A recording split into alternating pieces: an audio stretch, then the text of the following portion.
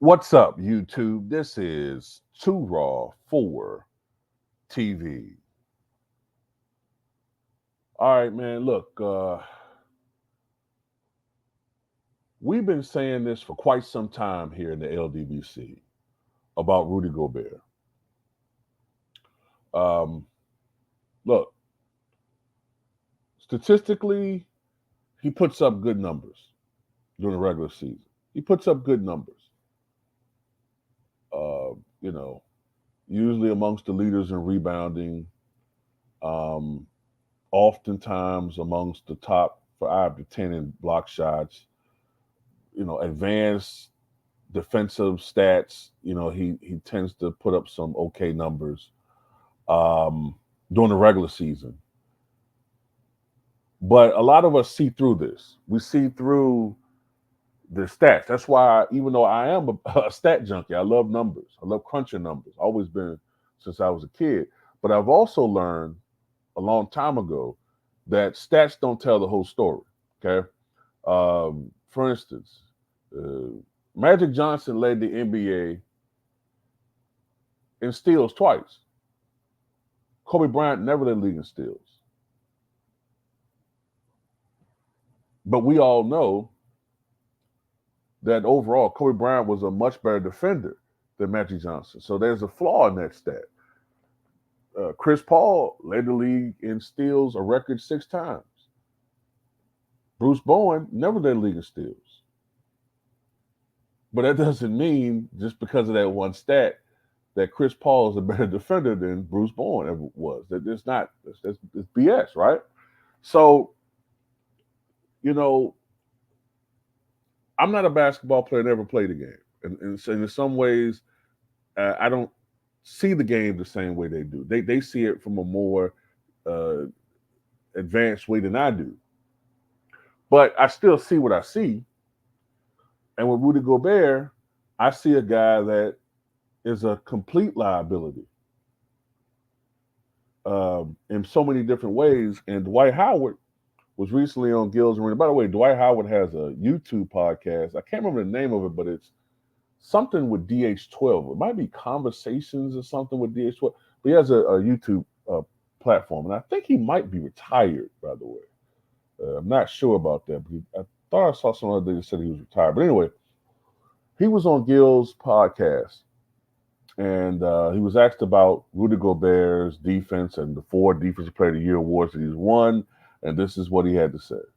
What's your assessment of Rudy Gobert's impact on defense? I mean, it's tough to say because, I never want to say nothing negative about any players. But I don't think he deserved those defensive player of the years like he got them. I feel like he's a great team defender. But for what he did. Come on, what the hell is this thing doing, man?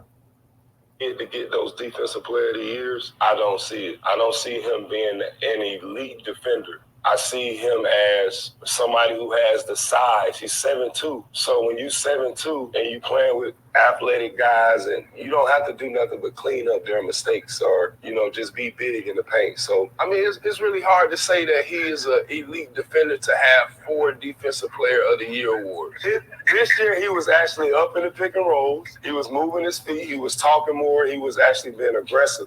The years before that, I think they just gave it to him because of his team defense and how everybody was on the team. Man, this is what myself, Ticket TV, the brother LB of Sports and Political Channel of LB, we've all been saying this. We've all been saying this about Rudy Gobert. Franchise Sports TV, the Old School Podcast, Straight to the Point Podcast, we've all been saying this. That Rudy Gobert, I mean, we've been more demonstrative than he is. I think he's a complete goddamn bum.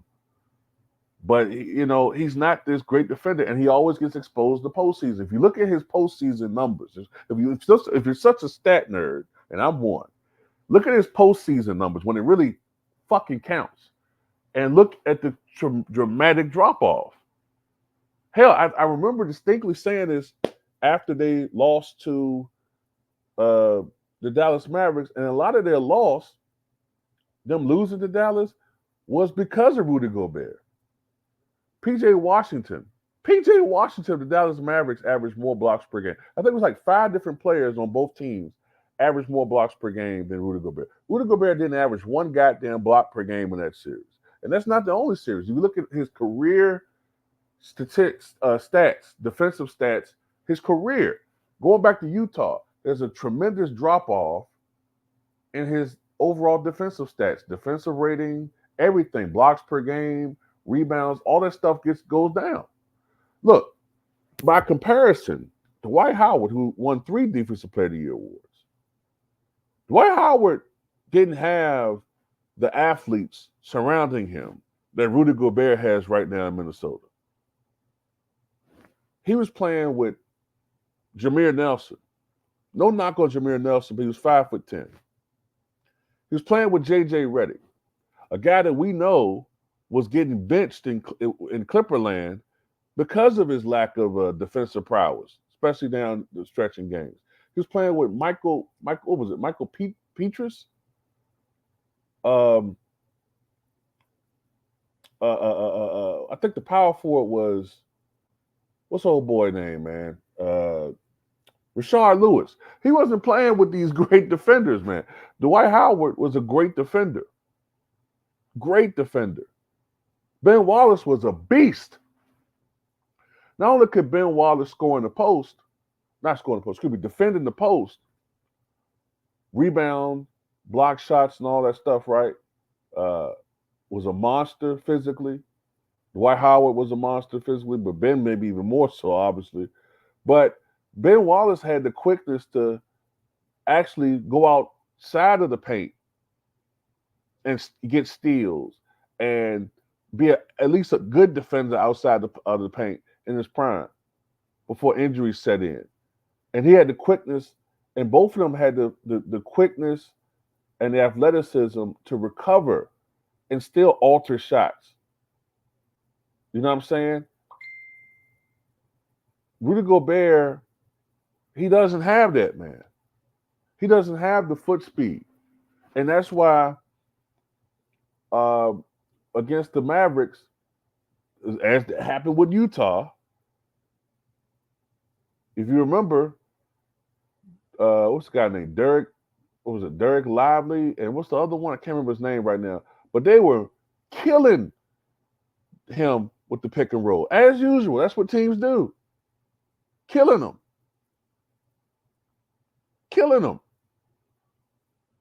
Alley-oops left and right. Boom, boom, boom, boom, boom, boom, boom, boom. He don't have the quickness. You get him on the paint. You get him outside that paint, and he's on the perimeter, he gets destroyed. You know, another thing about him, his lack of offensive ability hurts the team. Because, look, teams are able to put a small lineup against him. You know what I'm saying? You're able to do that with him. Why?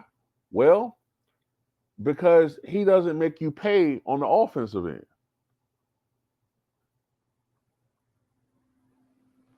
You can't get away with that with Embiid. You can't get away with that with Joker. You put a 3 on them, they're going to murder you offensively. Murder you. So the ends don't justify the means doing that. But with Rudy Gobert, he might get a couple of alley-oop dunks. He might, get a couple of layups or putbacks. Okay, so he gives you, and he doesn't demand the basketball. He's not offensively aggressive. Okay, he might get you 10 to 12 to 15 points. Fine, you'll take that as long as on the other end, the guy that you're putting in is going to get him 25. You know what I'm saying? This is the same dude that in the FIBA tournament a couple years ago, Dennis Schroeder was posting this guy. Dennis Schroeder. Then there's times when, if you look at Minnesota, there are times when he's being benched. When he's being benched and they put in a better offensive player, that's oftentimes when Minnesota goes on their runs. That's usually when they go on their runs when they get down. So going back to Utah, man, like, yeah, I don't think he deserves those awards. And like Dwight Howard is saying, now he has athletes surrounding him.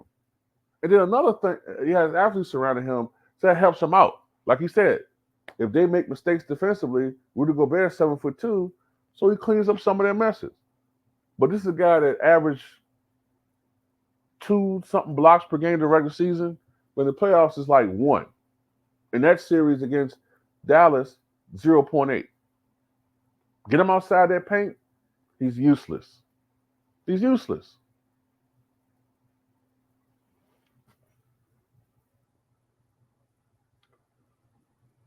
So, look, man, guys like Ben Wallace, guys like Dikembe Mutombo, every team he went to in his prime, whether he was playing for the Denver Nuggets, where in '94 he set a record for block shots against the in a 5-game series against the Sonics, whether it was with the Hawks, he improved them.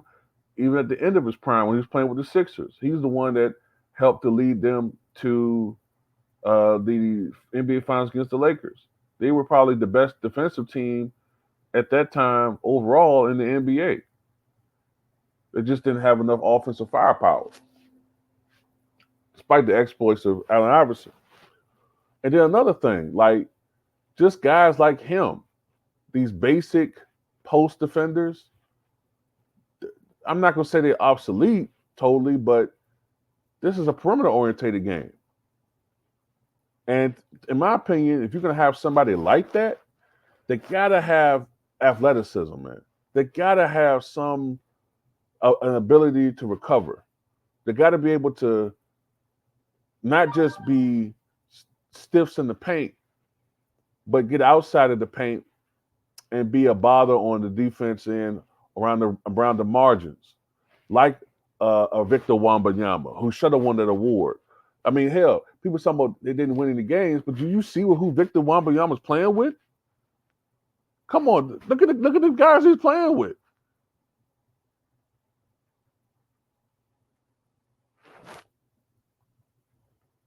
Victor Wembanyama, now that's a dude, if you get some talent around him, he gonna win about 5 or 6 of them damn things, just because of the lack of talent overall in the center position and the lack of focus on defense. But yeah, you gotta have, and a guy like Giannis, you gotta have somebody that's mobile nowadays. You got to. There's too many offensive threats, and the game is too opened up. It's too wide open now, as far as being in the paint. Like, you know what I'm saying?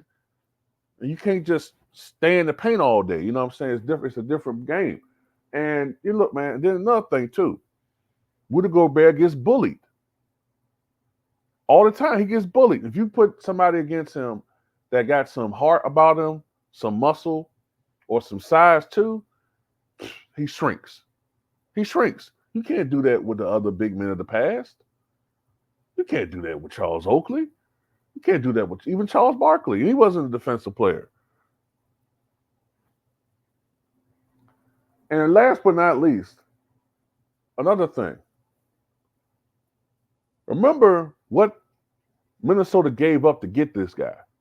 When everybody say, "Oh man, y'all being too harsh on," motherfucker, do you remember what the Timberwolves gave up to get this dude? Wasn't it 11 picks? They give this dude like he was prime, goddamn Ben Wallace on steroids. More than Ben Wallace. Like he was a goddamn superstar. I'm sorry. For what they gave up for this dude, man, he's supposed to goddamn average Rodman-like numbers on the boards. Olajuwon numbers as far as block shots, if not Wilt Chamberlain numbers. Be able to score.